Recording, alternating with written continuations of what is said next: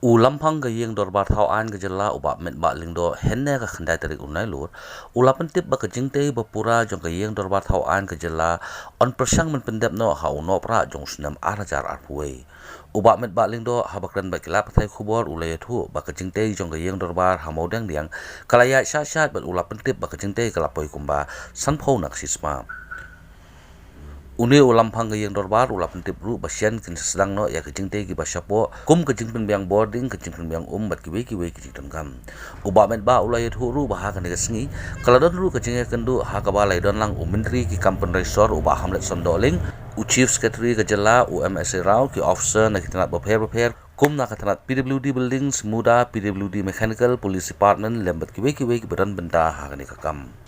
For your information, we would like to inform that almost 50% of the work has been completed. That's only the civil work I'm talking about, and which we are looking at maybe by end of October, more or less or first part of November, the balance work will be completed. In addition to that, also we have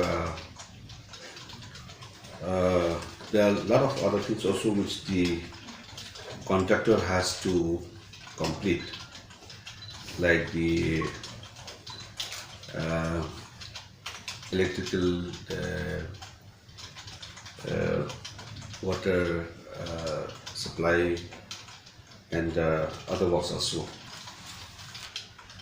And we intend to complete the construction of the building by December 2021, that means next year. And today we had called all the stakeholders who are a part of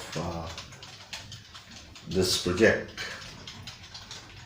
The consultant from Delhi, the design associates, also represent at the site. We had called also the officers and representatives from different line departments, especially from PWD building, the security from the police department, and from the mechanical line also, from the PWD department, and other line departments also, like from Muda as well.